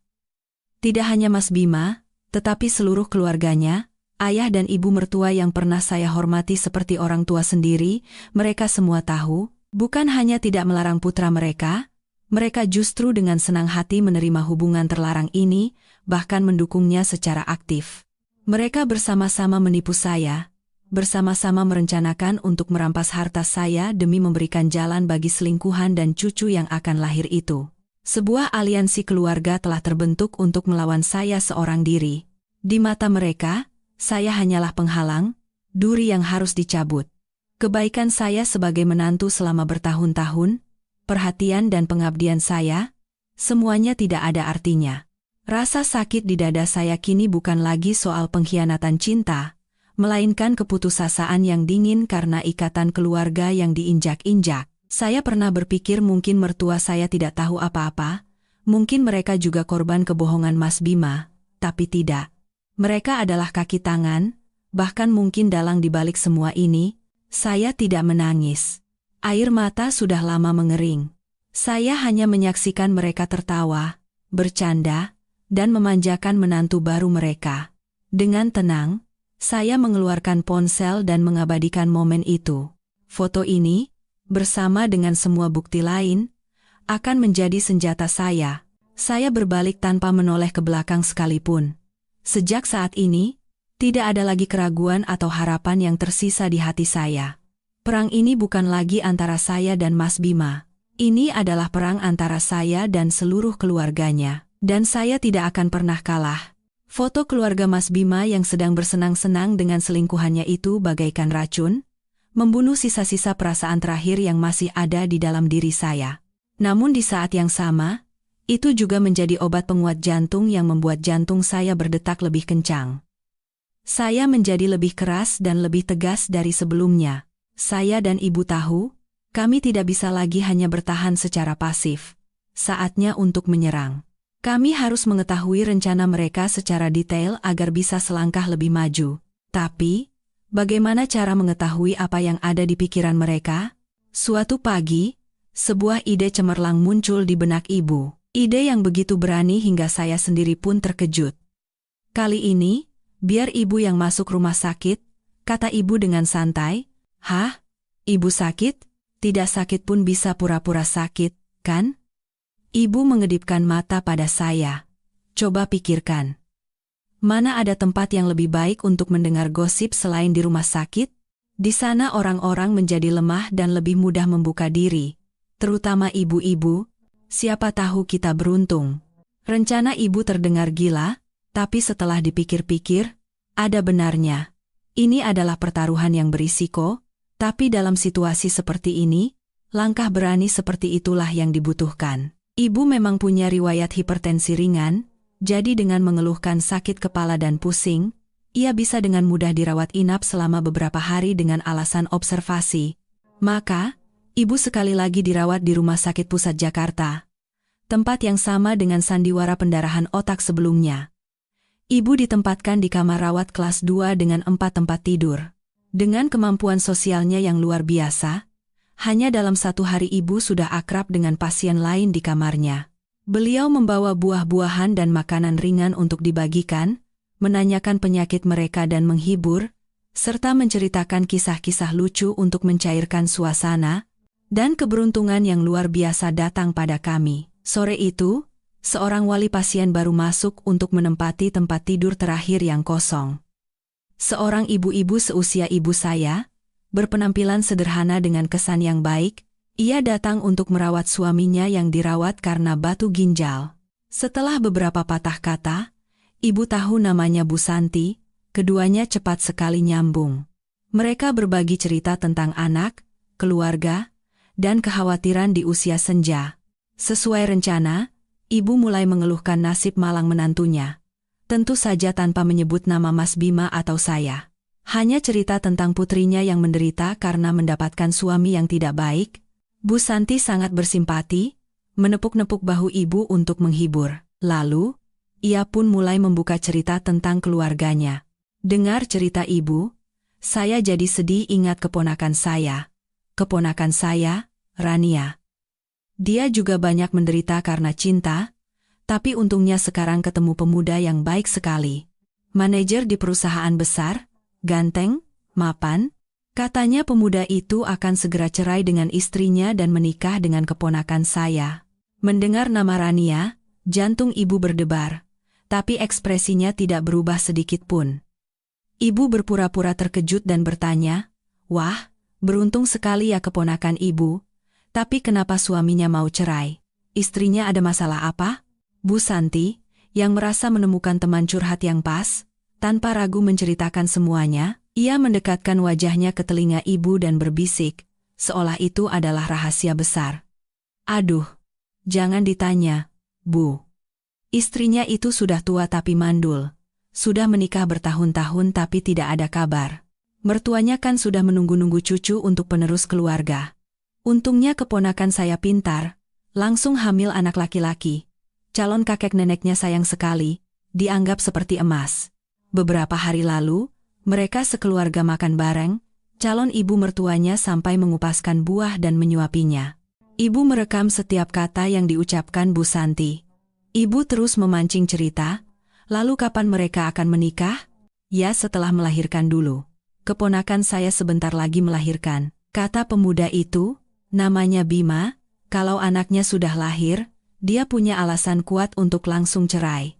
Masalah rumah dan harta juga sudah diurus semua sama calon mertuanya, katanya istri yang sekarang cuma bisa diusir dengan membawa baju di badan saja.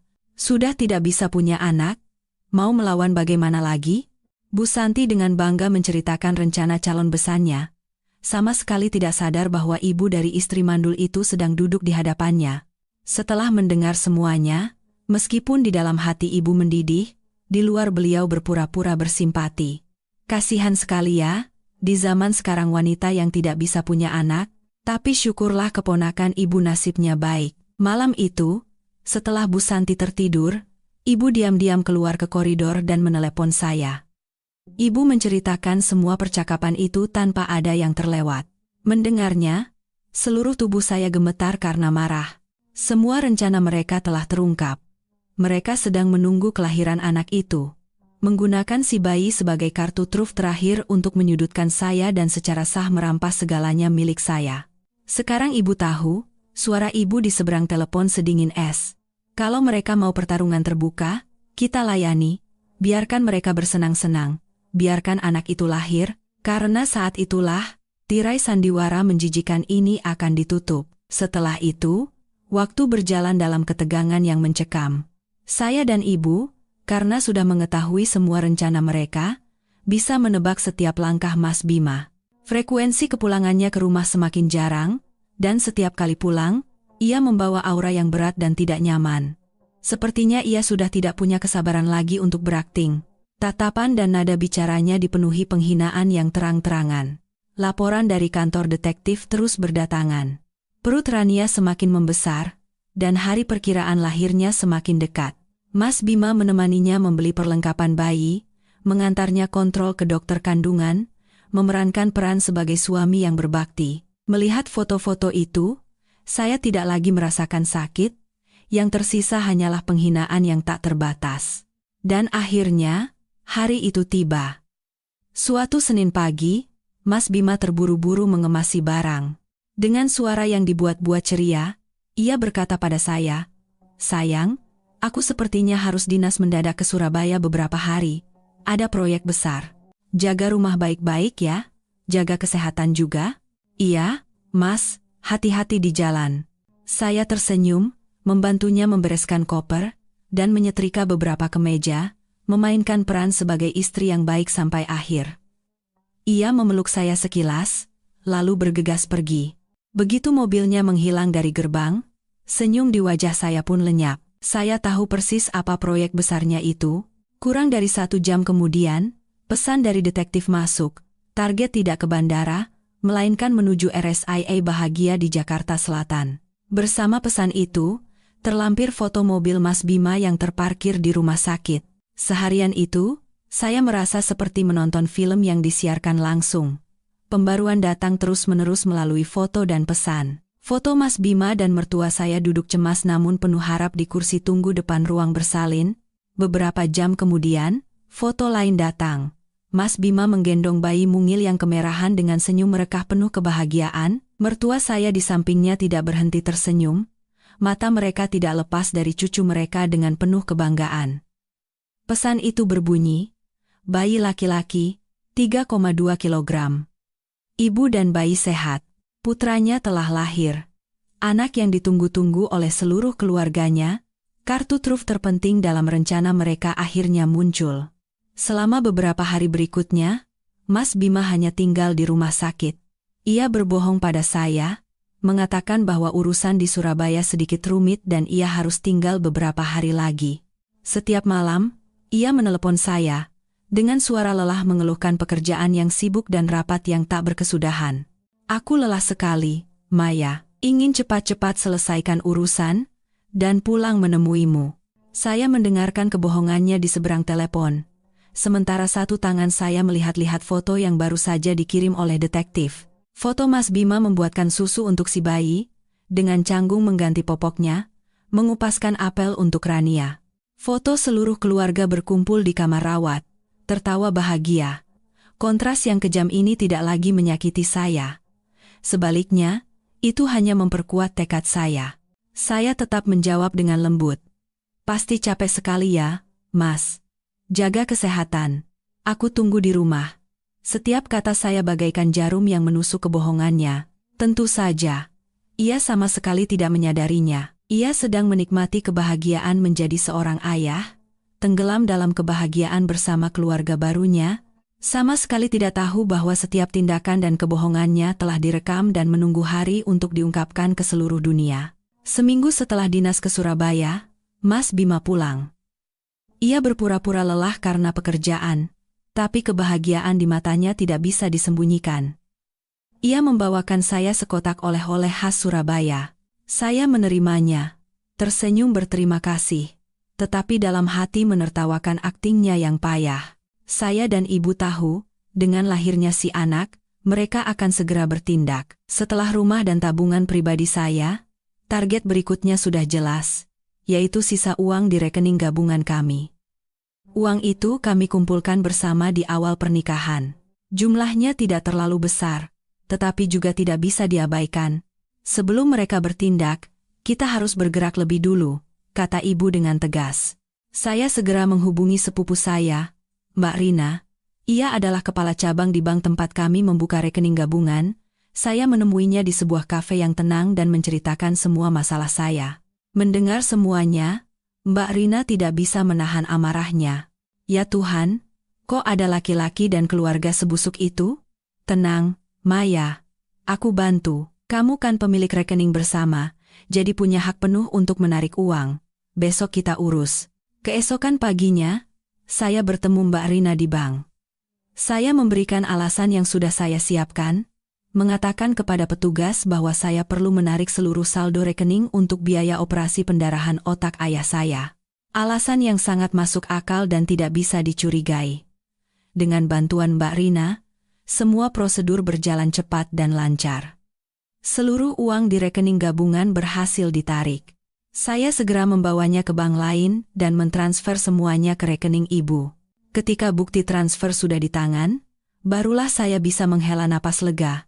Benteng pertahanan finansial terakhir telah dibangun. Sekarang, Mas Bima dan keluarganya tidak akan bisa menyentuh sepeser pun uang saya.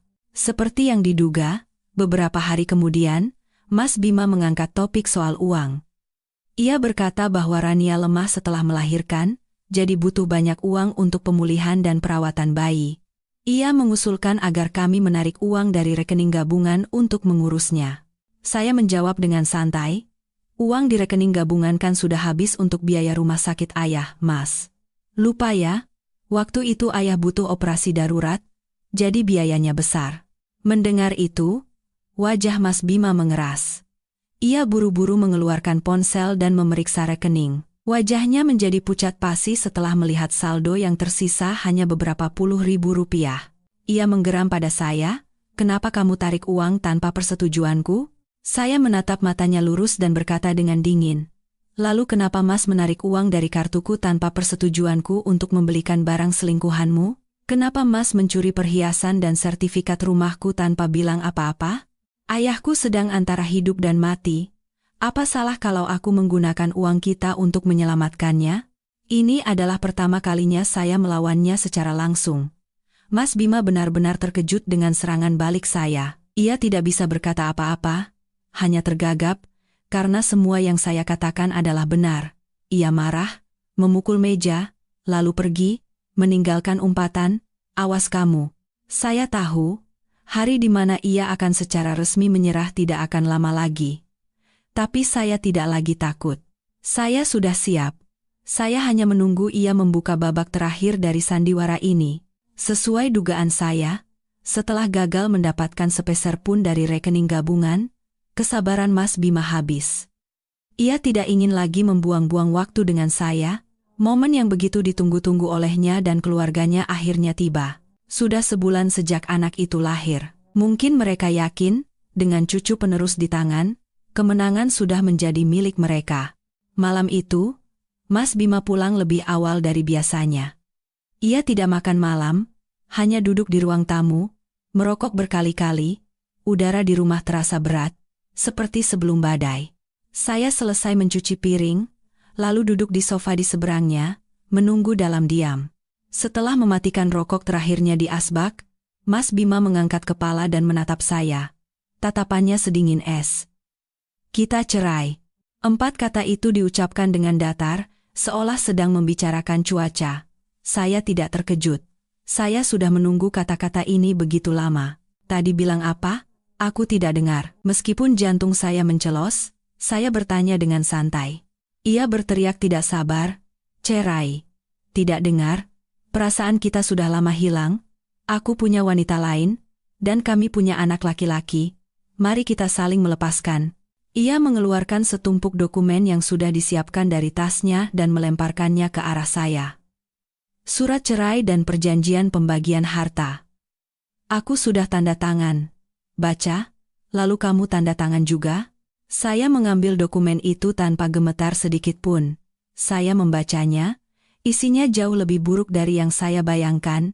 Ia menawarkan uang ganti rugi sebesar 300 juta rupiah. Sebagai gantinya, saya harus segera pergi dari rumah ini dan melepaskan hak atas semua aset lainnya. Mengenai rumah, tertulis, rumah ini adalah aset bersama tergugat dan orang tuanya, sehingga penggugat tidak berhak menuntut pembagian. Setelah selesai membaca, saya mengangkat kepala, menatapnya, dan tertawa sinis. Apa ia masih menganggap saya wanita bodoh yang dulu? 300 juta? 4 tahun hidup sebagai istrimu, pengorbananku untuk rumah ini, jerih payah orang tuaku, semuanya kamu anggap hanya seharga 300 juta? Mas Bima tersenyum menghina. Jangan serakah. 300 juta itu juga karena aku masih punya sedikit rasa kasihan. Kamu tidak tahu di SHM rumah ini ada nama orang tuaku? Kamu tidak punya hak apa-apa. Tidak mau tanda tangan juga percuma. Kalaupun kita ke pengadilan, kamu tidak akan dapat lebih dari ini, hanya akan mempermalukan diri sendiri. Ia begitu percaya diri, berpikir semua bukti menguntungkannya. Ia berpikir saya tidak tahu apa-apa tentang konspirasi kotor keluarganya. Ia berharap saya akan menangis, memohon, atau mengamuk, tapi saya tidak melakukan apapun dari itu. Saya meletakkan dokumen itu dengan tenang di atas meja. Lalu, saya menatap matanya lurus dan berkata dengan sangat tenang, "Baik, aku akan tanda tangan." Mas Bima tertegun. Reaksi saya benar-benar di luar dugaannya. Ia tidak menyangka saya akan setuju semudah ini. "Kamu serius?" "Iya," saya mengangguk. "Tapi sebelum tanda tangan, aku punya satu permintaan kecil." "Permintaan? Apa?" tanyanya dengan tatapan penuh curiga. Saya tersenyum. Senyum yang mungkin tidak akan pernah ia lupakan seumur hidupnya. "Pesta akikah anakmu diadakan di mana? Izinkan aku datang. Bagaimanapun, aku kan masih istri sahmu. Aku juga ingin melihat wajah si kecil. Dan sebelum kita resmi berpisah, aku ingin mengucapkan salam perpisahan terakhir pada keluarga dan teman-temanmu." Permintaan saya membuat Mas Bima benar-benar bingung. Ia tidak mungkin tahu niat saya, tapi karena saya setuju untuk bercerai dengan mudah, ia mungkin menganggap ini hanyalah sisa-sisa harga diri seorang wanita yang kalah. Setelah ragu sejenak, ia mengangguk. "Baik, hari Minggu ini, jam 7 malam di Ballroom Hotel Grand Nusantara. Datanglah, tapi jangan macam-macam." "Tenang saja," jawab saya sambil tetap tersenyum. "Aku hanya datang untuk mengucapkan selamat." Mas Bima tidak sadar, ia baru saja memberikan undangan di tangan saya, undangan ke pemutaran perdana film tentang kehidupan palsunya. Dan saya akan menjadi sutradaranya. Minggu terakhir di bawah satu atap berlalu dalam keheningan yang menyesakan. Mas Bima hampir tidak pernah pulang. Ia sibuk mempersiapkan pesta akikah meriah untuk putranya, yang mungkin juga merupakan pesta perayaan kemenangan bagi seluruh keluarganya. Saya dan ibu juga mengerahkan seluruh tenaga untuk menyiapkan hadiah terakhir kami. Setiap malam, kami duduk bersama, memeriksa kembali dan menyusun semua bukti yang telah kami kumpulkan selama beberapa bulan terakhir. Dari foto pertama di mall, laporan detektif, pesan provokatif Rania, salinan SHM yang dimanipulasi, hingga foto keluarga mereka yang harmonis di kafe. Semuanya kami rangkai menjadi sebuah video pendek berdurasi hampir 10 menit. Musik latarnya kami edit, terkadang lembut, terkadang menegangkan, sehingga terasa seperti sebuah film dokumenter yang mengungkap kebenaran. Ibu bahkan dengan teliti menambahkan teks-teks singkat dan tajam agar tidak ada yang salah paham. Kami memberi judul mahakarya ini, "Keluarga Bahagia." Minggu malam, saya berdiri di depan cermin, menatap wanita di dalamnya. Tidak ada lagi Maya yang lelah dan kuyu. Saya memilih gaun sutra berwarna anggur yang elegan dan kuat. Saya merias wajah dengan teliti, dengan penekanan pada eyeliner yang tajam dan lipstik merah menyala. Saya tidak datang ke sana sebagai istri yang terbuang. Saya datang sebagai penuntut keadilan. Ibu juga memilih kebaya beludru hitam yang anggun. Beliau memegang tangan saya dan berkata dengan tatapan yang bercampur antara kasihan dan ketegasan, "Ayo, nak, saatnya menutup tirai." Hotel Grand Nusantara malam itu bersinar terang. Ballroom VIP dihias mewah dengan balon dan bunga segar. Mas Bima, dengan setelan jas mahal, berdiri di pintu masuk menyambut tamu bersama orang tuanya. Wajah mereka bersinar penuh kepuasan. Rania, dengan gaun putih bersih, duduk di kursi utama sambil menggendong bayinya, dikelilingi oleh kerabat dan teman yang memuji-muji si bayi. Kehadiran saya dan ibu membuat suasana di pintu masuk membeku sesaat. Mas Bima dan orang tuanya menatap kami dengan tatapan tidak suka dan waspada. Tapi di depan para tamu, mereka tidak punya pilihan selain memaksakan senyum. "Kamu datang?" kata Mas Bima mendekat, dengan nada mengancam. "Aku sudah janji," jawab saya sambil tersenyum. lalu berjalan masuk dengan anggun bersama ibu, mengabaikan tatapan penasaran dan bisik-bisik di belakang kami. Pesta berjalan meriah. Setelah sambutan dari ayah mertua, MC acara mengajak semua orang untuk menyaksikan video pertumbuhan bayi yang menggemaskan di layar. Tepat saat itulah, saya berdiri. Saya naik ke atas panggung, mengambil mikrofon dari MC yang kebingungan. Semua mata di ruangan tertuju pada saya. Mas Bima dan keluarganya memucat, mencoba berlari untuk menghentikan saya. Permisi sebentar, suara saya terdengar keras dan jelas. Saya, Maya, istri sah dari Mas Bima. Di hari yang berbahagia ini, saya juga telah menyiapkan sebuah hadiah kecil. Sebuah video spesial untuk suami saya, keluarganya, dan juga untuk Mbak Rania. Sebagai ucapan selamat atas dibukanya lembaran baru dalam hidup mereka. Selesai bicara, saya memberikan isyarat kepada petugas teknis yang sudah dihubungi oleh ibu sebelumnya. Lampu ballroom meredup, dan layar raksasa menyala. Video keluarga bahagia dimulai. Adegan pertama adalah Mas Bima dengan mesra memilihkan baju untuk Rania di mall, dengan teks, "Maret, suami berbohong pergi bertemu klien." Disusul oleh rentetan foto ia dan Rania keluar masuk apartemen Mutiara Residen, makan bersama, berbelanja. Lalu foto keluarga mertua yang memanjakan Rania di kafe, dengan teks, "Aliansi Keluarga." Pesan WhatsApp Rania yang kurang ajar muncul dengan jelas di layar. Diikuti oleh salinan SHM dengan 4 nama yang diperbesar memenuhi layar. Dan puncaknya adalah foto-foto di rumah sakit. Mas Bima yang berbohong pergi dinas ke Surabaya, sedang memeluk putra yang ia sembunyikan dengan bahagia. Ballroom menjadi sunyi senyap. Keheningan itu perlahan berubah menjadi bisik-bisik, lalu menjadi kecaman yang terang-terangan. Orang-orang mulai menatap keluarga Mas Bima dengan pandangan tidak percaya.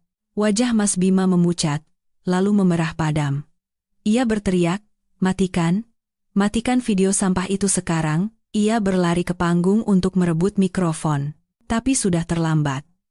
Video berakhir dengan foto perjanjian cerai senilai 300 juta rupiah, dan teks terakhir. "Inilah harga dari 4 tahun pernikahan dan semua yang telah saya berikan." Lampu ballroom menyala, dan semuanya menjadi kacau.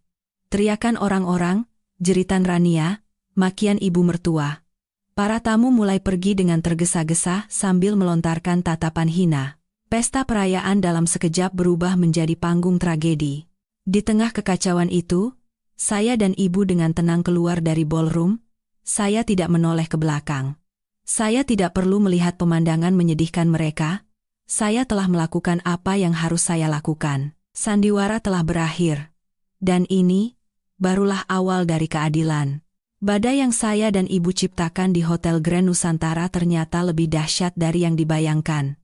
Malam itu juga, video kekacauan di pesta dan kesaksian detail dari para tamu menyebar dengan cepat melalui media sosial.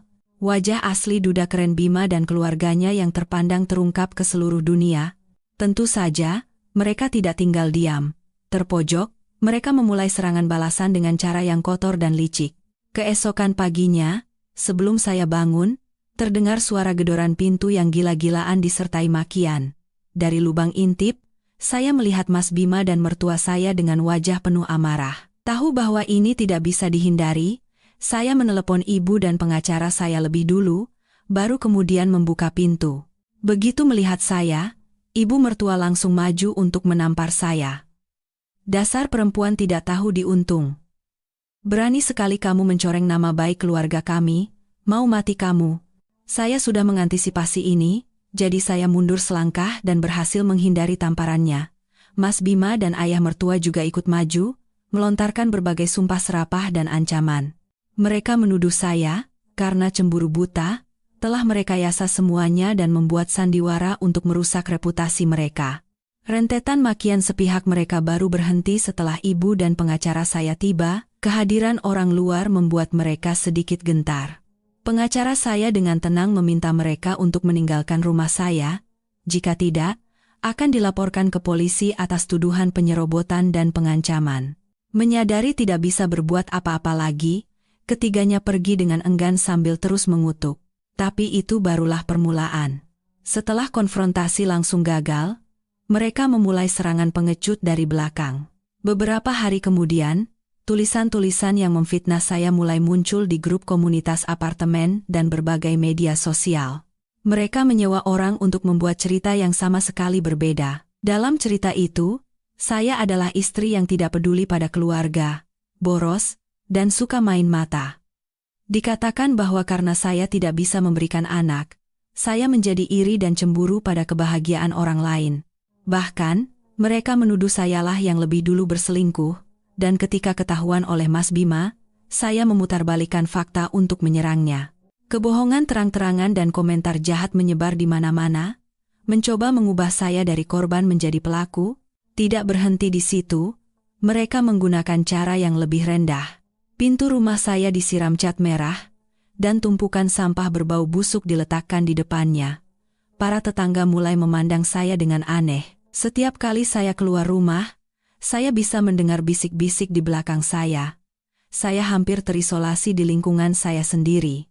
Hari-hari itu benar-benar mengerikan. Meskipun saya pikir sudah siap mental, menghadapi serangan yang begitu intensif dan kotor membuat saya lelah dan terluka. Ada saat-saat di mana saya ingin menyerah. Tapi setiap kali itu terjadi, ibu selalu ada di samping saya. "Nak, jangan hancur." Mereka bertingkah seperti itu justru karena mereka takut. Karena tidak punya logika lagi untuk membela diri, makanya mereka pakai cara-cara kotor seperti itu. Kita hanya perlu tenang dan mengumpulkan semua bukti fitnah dan pengancaman ini. Pengadilan tidak akan percaya pada rumor di internet. Pengadilan hanya percaya pada bukti. Kata-kata ibu memberikan saya kekuatan lagi. Sesuai nasihatnya, saya tidak membela diri atau bertengkar di media sosial. Saya hanya diam-diam mengambil tangkapan layar semua tulisan fitnah dan memotret kondisi rumah yang dirusak. Semua materi itu diserahkan kepada pengacara saya. Pertarungan hukum resmi dimulai, dan saya tahu ini akan menjadi pertarungan yang jauh lebih berat. Tapi saya tidak punya tempat untuk mundur lagi. Ini bukan lagi sekadar untuk mendapatkan kembali harta, tetapi untuk memulihkan nama baik saya dan keluarga saya. Saya harus berjuang sampai akhir. Pertarungan hukum ternyata lebih panjang dan melelahkan dari yang saya duga. Pihak Mas Bima menyewa tim pengacara yang andal. Mereka dengan gigih menyangkal semua bukti foto dan video yang saya ajukan, mengklaim bahwa itu semua adalah hasil editan dan rekayasa jahat dari seorang istri yang cemburu buta. Kampanye fitnah melalui media sosial juga tidak berhenti. Tekanan dari opini publik dan tetangga terasa berat di pundak saya. Meskipun pengacara saya kompeten dan terus meyakinkan bahwa kami akan menang, saya tidak bisa menghindari saat-saat cemas dan takut. Di saat-saat terberat, ibu sekali lagi menjadi penyelamat. Suatu malam, ketika kami berdua sedang memeriksa dokumen kasus, tiba-tiba ibu membeku dengan mata berbinar seolah teringat sesuatu yang sangat penting. "Maya, ibu jadi ingat smart speaker itu." "Smart speaker?" tanya saya bingung. "Iya. Yang tahun lalu ibu belikan untuk hadiah ulang tahun ayah mertuamu.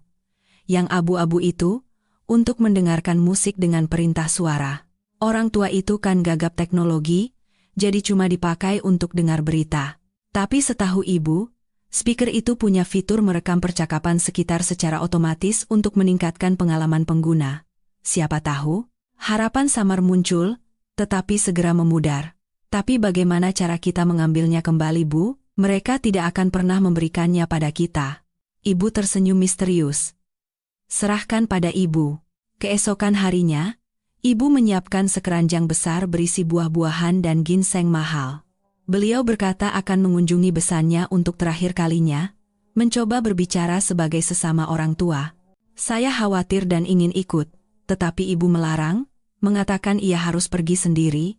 Seperti yang diduga, awalnya mereka bahkan tidak mau membukakan pintu, tetapi ibu memohon dengan air mata, mengatakan bahwa bagaimanapun mereka pernah menjadi satu keluarga, dan dengan anak-anak yang sudah sampai ke pengadilan, bukankah sudah seharusnya orang tua bertemu untuk terakhir kalinya, demi menyelesaikan masalah secara baik-baik?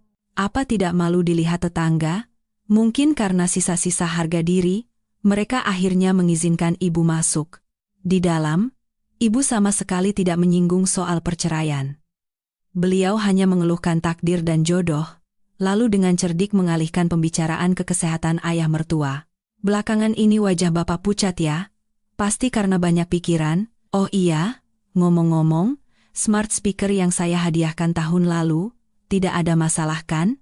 Katanya, dari pabriknya, ada program penarikan untuk update software gratis, biar performanya jadi lebih bagus. Mau saya bawakan ke pusat servis? Ayah mertua, yang buta teknologi dan kebetulan sedang kesal dengan alat itu, langsung mengangguk. Oh, iya, bawa saja, suka macet-macet sendiri, bikin kesal saja.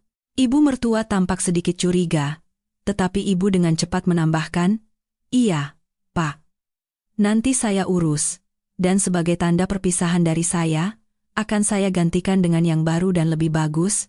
Mendengar kata baru dan lebih bagus, ibu mertua tidak berkata apa-apa lagi. Begitulah, ibu berhasil membawa pulang speaker yang bagaikan harta karun itu. Kami segera memanggil adik sepupu saya yang ahli gawai. Setelah beberapa saat mengutak-atik, ia menghubungkan speaker itu ke komputer. Ratusan file rekaman muncul di layar. Kami menahan napas, mendengarkan file satu persatu. Sebagian besar hanyalah suara berita, musik dangdut, dan percakapan sehari-hari yang tidak penting. Tepat saat kami hampir menyerah, sebuah file rekaman membuat kami semua berhenti. Waktu rekamannya adalah sebulan yang lalu, suatu malam setelah Mas Bima meminta cerai pada saya. Suara Mas Bima dan ayah mertua terdengar sangat jelas. Ayah mertua. Ayah agak khawatir, kenapa dia setuju cerai semudah itu. Jangan-jangan ada rencana lain. Mas Bima dengan nada angkuh. Rencana apa, Yah? SHM sudah ada nama kita. Tabungan pribadinya sebentar lagi kita kuras. Perhiasan warisannya juga sudah aku sembunyikan baik-baik. Dia tidak punya bukti apa-apa. Ayah mertua, mau melawan bagaimana lagi? Setelah cucu kita akikah, langsung usir saja. Perempuan mandul memang harusnya pergi dengan tangan kosong. Mas Bima tertawa sinis. Benar, Yah. Untung dulu aku pintar menyelipkan surat pengalihan hak di tumpukan dokumen pinjaman itu. Bodoh sekali, dia tidak baca sama sekali dan langsung tanda tangan. Kami semua membeku. Inilah dia. Pengakuan yang keluar langsung dari mulut mereka sendiri. Bukti tak terbantahkan.